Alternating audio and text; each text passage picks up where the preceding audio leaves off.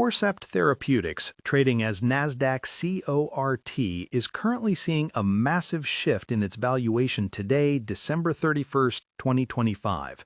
The market is currently closed for the holiday, but the final active trading price sits at 34.10 USD, which represents a staggering decline of 36.10 or 51.42%. This is the kind of movement that catches every serious investor off guard because it wipes out years of gains in a single afternoon session.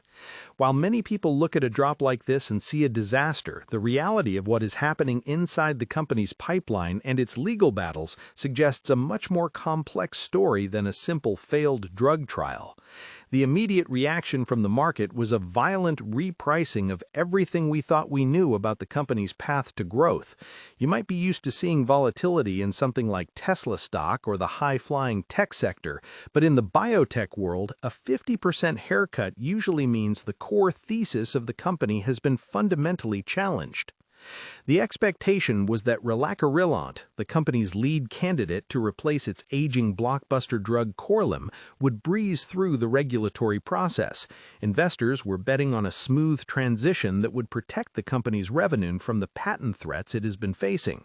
Instead, the reality we woke up to is a complete response letter from the FDA. This isn't just a request for minor clarifications. The agency essentially said it cannot find a favorable benefit-risk balance without more evidence of effectiveness.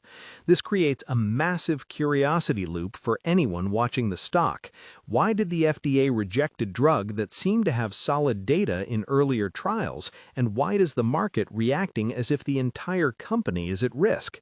The answer lies in the discrepancy between the GRACE and GRADIENT trials, where one succeeded and the other failed to meet its primary goals. This inconsistency gave the regulators the opening to demand more data, effectively pushing back any potential launch by years. When you look at your individual brokerage account today, seeing a sea of red like this can be gut-wrenching. Many retail investors use platforms like the Robinhood app or SoFi Invest to participate in these high-upside biotech plays, but the risk of a regulatory rejection is always the silent predator. While something like Apple stock or Nvidia stock might fluctuate based on consumer demand or chip cycles, Corcept is a binary bet. It either has a successor to Corcept or it doesn't. For years, the narrative was that Corcept was a safe, profitable biotech company with a growing revenue stream from Cushing's syndrome treatments. Today, that narrative has been shattered. The smart money that analysts talk about, the large institutional holders who make up over 74% of the ownership, started offloading shares rapidly the moment the news broke. We saw trading volumes surge to over 3 times the daily average, which is a clear sign of high-conviction selling rather than just retail panic. If you're using tools like Schwab Intelligent Portfolios or a Fidelity trading platform to manage your wealth, you probably appreciate the value of diversification. A drop like this in a single asset-dependent company is exactly why professionals warn against overexposure to individual biotech names. Corcept has spent the last decade building a dominant position in the hypercortisolism space. Their current drug, Corcept, brought in over $800 million in 2025 alone, but Corcept is facing its own problems. There is an ongoing legal battle with Teva Pharmaceuticals over generic versions of the drug. The company has been trying to use a method of use patent to block competitors, but that is a thin shield. Relacorilant was supposed to be the upgrade, a more selective modulator that didn't carry the same side effects as Corcept, like the risk of pregnancy termination or endometrial thickening. By failing to get this drug approved now, Corcept is essentially left defending an aging fort while the walls are starting to crumble. Let's talk about the trading mechanics for a second. If you're active on a Robinhood trading platform or using interactive brokers trading tools, you've likely noticed the spike in put option activity. Short interest in CORT was already around 12% before this crash, meaning a significant portion of the market was already skeptical. Those short sellers are now sitting on massive profits, while the long-term holders are left wondering if the buy the dip mentality applies here. The problem is that in biotech, a dip dip can often be a trap if the regulatory path forward is unclear. The FDA's demand for additional evidence isn't something that can be fixed with a few months of paperwork. It likely requires a new trial, which means more capital expenditure and another 2 to 3 years of waiting. During that time, the generic competition for Korlym will only get closer to market entry.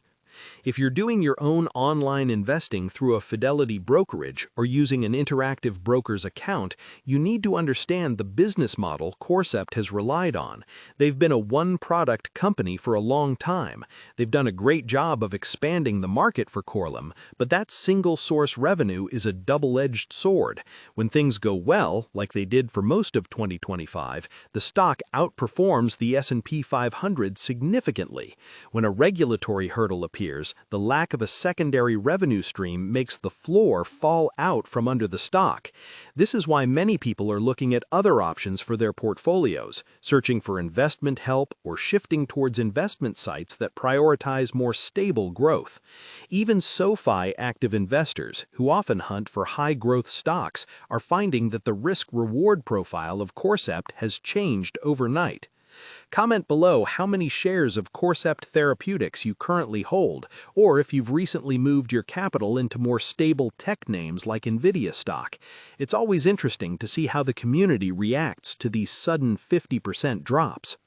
Now let's look at the broader macroeconomic pressures. We are in a market environment that Charles Schwab has described as unstable. This means that while the overall economy might seem resilient, the inner workings are fluctuating in real time. For a company like Corcept, this instability is magnified. They don't have the luxury of a massive balance sheet like the companies you'd find in a Fidelity wealth management portfolio. They have to be precise with their research and development spending. With the rejection of Relacorilant for Cushing's syndrome, they also have to worry about their other trials. They're testing the same drug for ovarian cancer, with a major update expected in July 2026. If the FDA has concerns about the drug's effectiveness in one area, it casts a long shadow over every other trial in the pipeline. This is the reality that is currently colliding with the high expectations of the past year. The company's history is actually quite impressive, which makes today's drop even more painful for long-term believers. Corcept was founded over 25 years ago with a focus on cortisol modulation.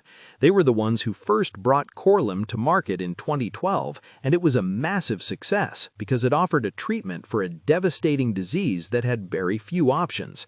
They've identified over 1,000 different selective cortisol modulators in their labs. They aren't a fly-by-night operation. They are a legitimate pharmaceutical powerhouse in their niche. However, being a powerhouse in a niche means you are highly sensitive to any changes in that niche. When the FDA issues a complete response letter, they are essentially telling the company that the narrative of the new standard of care isn't supported by the data yet. This forces investors to rethink the entire valuation. Instead of a company that is about to double its revenue with a new, better drug, now they are looking at a company that is fighting to keep its current revenue and may have a stagnant pipeline for the next few years. For those of you using a Fidelity mobile app or checking your Robinhood investments today, the technical indicators are also quite grim. The stock has broken through every major support level. We are seeing a new 52-week low, and when a stock drops this much on such high volume, it usually takes a long time to build a base again. Institutional investors don't just jump back in the next day. They wait for clarity. They want to know exactly what the FDA's additional evidence entails. Is it a small study or a full-blown Phase 3 trial? The difference could be hundreds of millions of dollars. If you're using a SoFi trading platform or self-investing through a Robinhood cash management account, the temptation to catch a falling knife is high, but the institutional exit suggests that the professionals are de-risking until the smoke clears. Comparing this to the rest of the market, it's a stark reminder of why some people prefer the relative safety of an intelligent portfolio or Fidelity ETFs. While biotech offers the chance for 10x returns, it also offers the chance for 50% losses in a few hours. Even the most aggressive traders using interactive brokers' fees as their metric for their high-frequency moves are treading carefully here. The company still has a strong liquidity position and no long-term debt, which is a silver lining. They won't go bankrupt tomorrow. They have the cash to fund new trials. But in the stock market, not going bankrupt is a very different thing than providing a return to shareholders. The opportunity cost of holding a stock that is stuck in a regulatory limbo is high, especially when other sectors are seeing growth. As we look toward 2026, the outlook for Corcept is clouded by these uncertainties. The central insight here is that the market had priced in perfection, and what it got was a massive reality check. The contrast between the expectation of a multi-billion-dollar drug launch and the reality of a regulatory rejection has created a vacuum in the stock price. For those who believe in the science of cortisol modulation, the long-term story might still be intact, but for anyone looking at the short to medium term, the path is incredibly rocky.